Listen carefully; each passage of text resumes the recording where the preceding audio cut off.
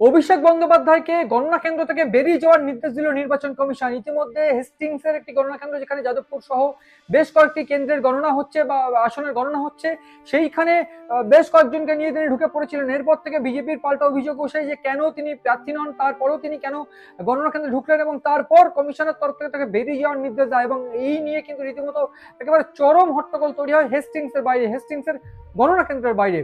এ প্রসঙ্গে বলে রাখবো যে একটা চরম উত্তেজনা ইতিমধ্যে শুরু হয়েছে অভিষেক বন্দ্যোপাধ্যায় সেখানে যেতেই তাকে চোর চোর স্লোগান দেওয়া হয়। অন্যদিকে সাখাওয়াত মেমোরিয়ালে যখন অভিষেক বন্দ্যোপাধ্যায় মমতা বন্দ্যোপাধ্যায় যান, সেখানেও তাকেও পাল্টা চোর চোর স্লোগান দেওয়া হয়, এবং এই চোর চোর স্লোগানকে ঘিরে কার্যত উত্তপ্ত হয়ে ওঠে গোটা পরিস্থিতি। এবং তার পাশাপাশি অভিষেক বন্দ্যোপাধ্যায় সেখান থেকে কর্মীদের বার্তা দেন যে কেউ জায়গা ছেড়ে বেরোবেন না, যে কোনো মুহূর্তে পরিস্থিতি পাল্টি খেতে পারে বা ঘুরে যেতে পারে, কিন্তু কেউ জায়গা ছাড়বেন না। তো এই মুহূর্তে ইতিমধ্যে এই যে ঘটনা, সেই ঘটনায় কিন্তু এটা চাঞ্চল্য ছড়িয়েছে।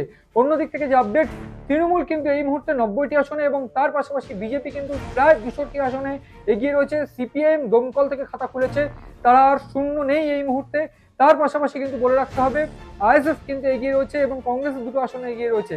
ফলে এই গোটা পরিস্থিতিতে কিন্তু একটা গুরুত্বপূর্ণ বিষয় যে অভিষেক বন্দ্যোপাধ্যায়কে ইতিমধ্যে গণনা কেন্দ্র থেকে বেরিয়ে যাওয়ার নির্দেশ দিল নির্বাচন কমিশন, যা নিয়ে রীতিমতো উত্তেজনা, এবং তার পাশাপাশি তাকে এবং মমতা বন্দ্যোপাধ্যায়কে চোর স্লোগান দিল স্থানীয় মানুষ বা বলা ভালো বিজেপি কর্মীরা।